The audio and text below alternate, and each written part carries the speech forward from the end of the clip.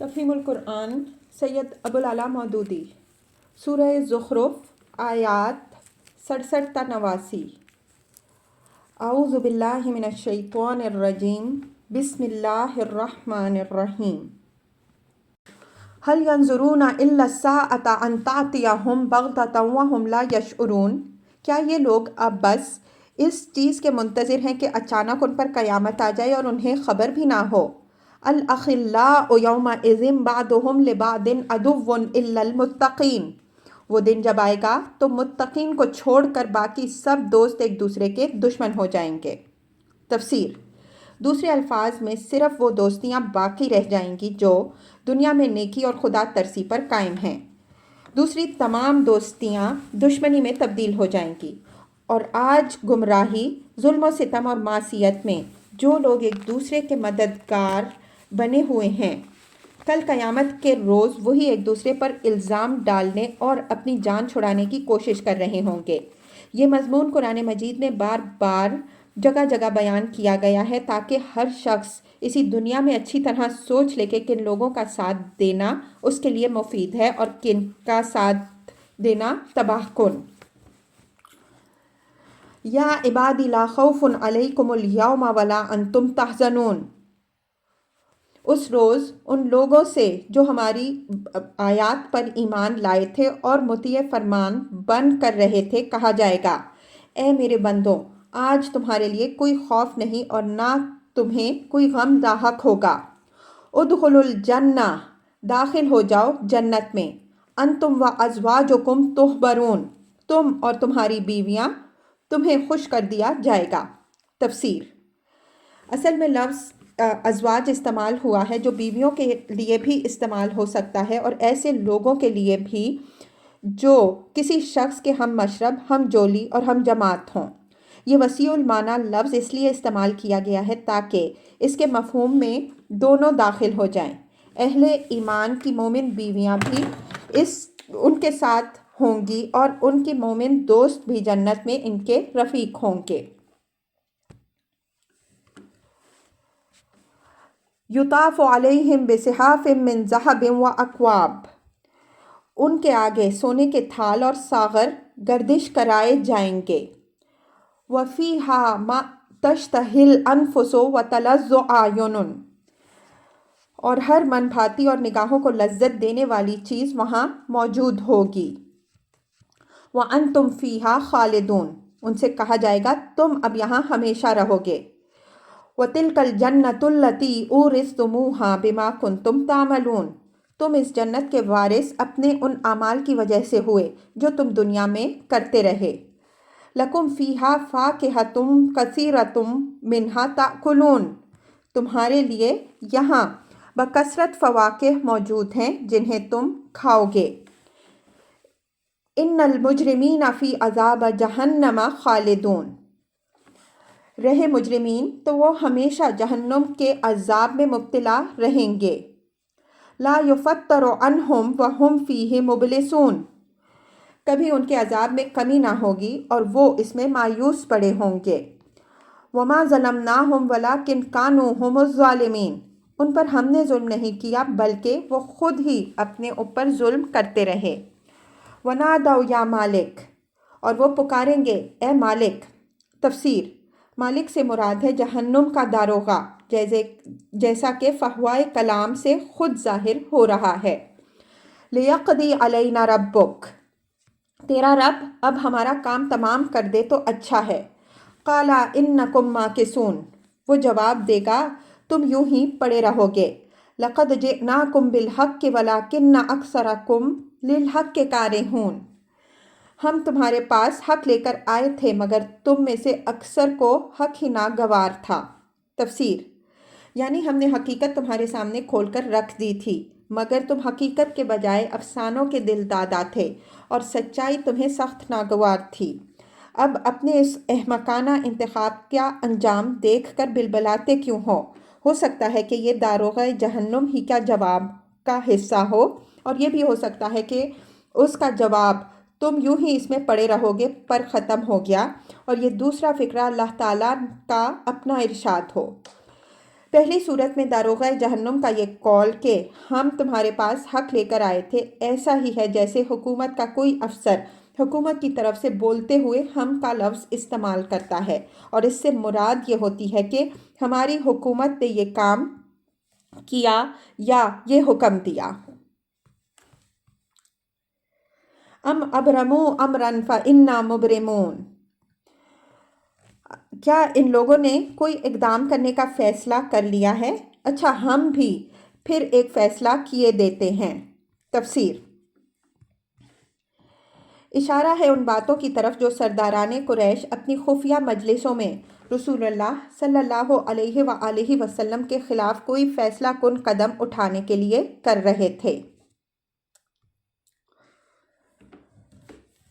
ام یحسبون انا لا نسمع سرهم ونجواهم، کیا انہوں نے یہ سمجھ رکھا ہے کہ ہم ان کی راز کی باتیں اور ان کی سرگوشیاں سنتے نہیں ہیں؟ بلا ورسلنا لدیہم یکتبون، ہم سب کچھ سن رہے ہیں اور ہمارے فرشتے ان کے پاس ہی لکھ رہے ہیں۔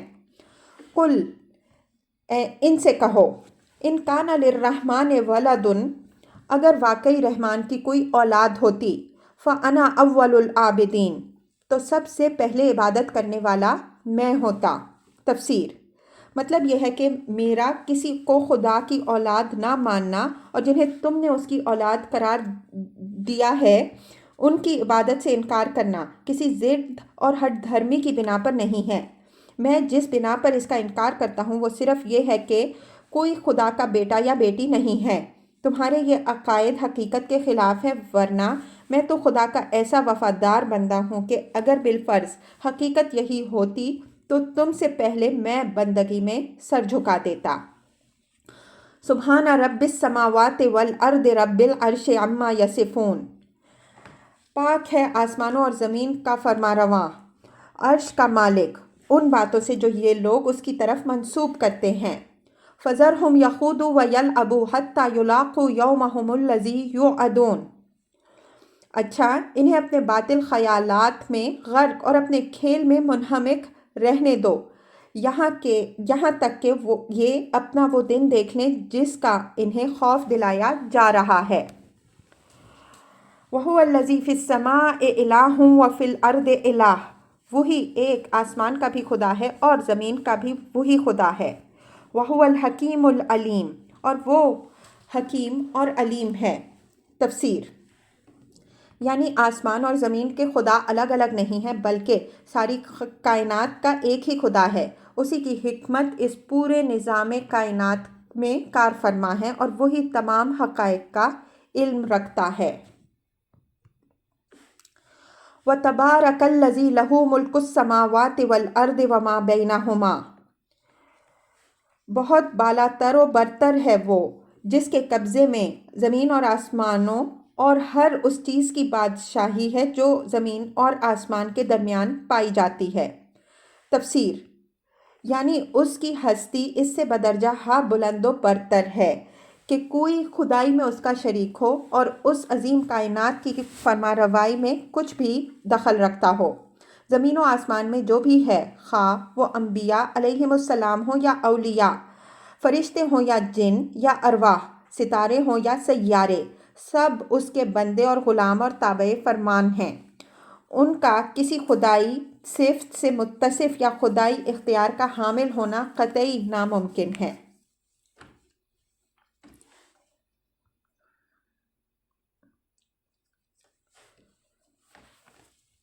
وَعِندَهُ عِلْمُ السَّاعَةِ، اور وہی قیامت کی گھڑی کا علم بھی رکھتا ہے۔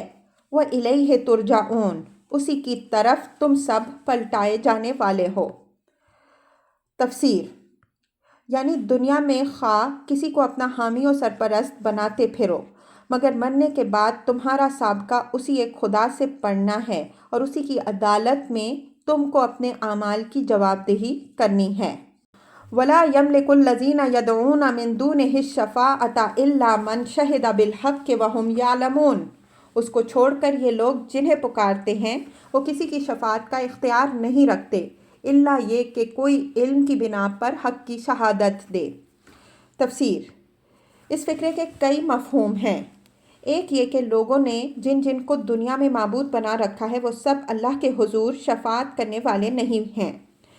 ان میں سے جو گمراہ و بدراہ تھے وہ تو خود وہاں مجرم کی حیثیت سے پیش ہوں گے، البتہ وہ لوگ ضرور دوسروں کی شفاعت کرنے کے قابل ہوں گے جنہوں نے علم کے ساتھ نہ کہ بے جانے بوجھے حق کی شہادت دی تھی۔ دوسرے یہ کہ جنہیں شفاعت کرنے کا اختیار حاصل ہوگا وہ بھی صرف ان لوگوں کی شفاعت کر سکیں گے جنہوں نے دنیا میں جان بوجھ کر نہ کہ غفلت و بے خبری کے ساتھ حق کی شہادت دی ہو۔ کسی ایسے شخص کی شفاعت نہ وہ خود کریں گے نہ کرنے کے مجاز ہوں گے جو دنیا میں حق سے برگشتہ رہا تھا یا بے سمجھے بوجھے اشہد ان لا الہ الا اللہ بھی کہتا رہا اور دوسرے الہوں کی بھی بندگی کرتا رہا۔ تیسرے یہ کہ کوئی شخص اگر یہ کہتا ہے کہ اس نے جن کو معبود بنا رکھا ہے وہ لازماً شفاعت کے اختیارات رکھتے ہیں اور انہیں اللہ تعالیٰ کے ہاں ایسا زور حاصل ہے کہ جسے چاہیں بخشوا لے، قطع نظر اس سے کہ اس کے اعمال و عقائد کیسے ہی ہوں، تو وہ غلط کہتا ہے۔ یہ حیثیت اللہ کے ہاں کسی کو بھی حاصل نہیں ہے۔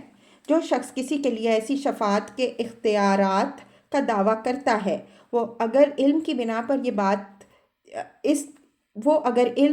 بنا پر اس بات کی مبنی بر حقیقت شہادت دے سکتا ہے تو ہمت کر کے آگے آئے، لیکن اگر وہ ایسی شہادت دینے کی پوزیشن میں نہیں ہے اور یقیناً نہیں ہے تو خواہ مخواہ سنی سنائی باتوں پر یا محض قیاس و وہم و گمان پر ایسا ایک عقیدہ گھڑ لینا سراسر لغو اور اس خیالی بھروسے پر اپنی عاقبت کو خطرے میں ڈال لینا قطعی حماقت ہے۔ اس آیت سے ضمناً دو بڑے اہم اصول مستنبط ہوتے ہیں۔ اولاً اس سے معلوم ہوتا ہے کہ علم کے بغیر حق کی شہادت دینا چاہے دنیا میں معتبر ہو مگر اللہ کے ہاں معتبر نہیں ہے۔ دنیا میں تو جو شخص کلمہ شہادت زبان سے ادا کرے گا ہم اس کو مسلمان مان لیں گے اور اس کے ساتھ مسلمانوں کا سا معاملہ کرتے رہیں گے جب تک وہ کھلم کھلا کفر صریح کا ارتکاب نہ کرے، لیکن اللہ کے ہاں صرف وہی شخص اہل ایمان میں شمار ہوگا جس نے اپنی بساط علم و عقل کی حد تک یہ جانتے اور سمجھتے ہوئے لا الہ الا اللہ کہا ہو کہ وہ کس چیز کا انکار اور کس چیز کا اقرار کر رہا ہے۔ ثانیاً اس سے قانون شہادت کا یہ قاعدہ نکلتا ہے کہ گواہی کے لیے علم شرط ہے۔ گواہ جس واقعے کی گواہی دے رہا ہو اس کا اگر اسے علم نہیں ہے تو اس کی گواہی بے معنی ہے۔ یہی بات نبی صلی اللہ علیہ وآلہ وسلم کے ایک فیصلے سے بھی معلوم ہوتی ہے۔ آپ صلی اللہ علیہ وآلہ وسلم نے ایک گواہ سے فرمایا کہ اگر تو نے واقعہ کو خود اپنی آنکھوں سے اس طرح دیکھا ہے جیسے تو سورج کو دیکھ رہا ہے تو گواہی دے ورنہ رہنے دے۔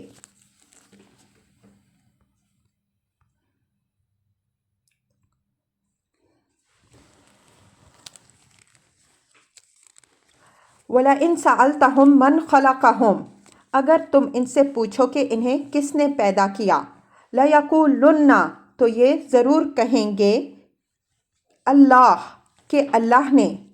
تفسیر اس کے دو مطلب ہیں، ایک یہ کہ اگر تم ان سے پوچھو کہ خود ان کو کس نے پیدا کیا ہے تو کہیں گے کہ اللہ نے، دوسرے یہ کہ اگر تم ان سے پوچھو کہ ان کے معبودوں کا خالق کون ہے تو یہ کہیں گے کہ اللہ نے۔ فَأَنَّىٰ يُؤْفَكُونَ پھر کہاں سے یہ دھوکہ کھا رہے ہیں۔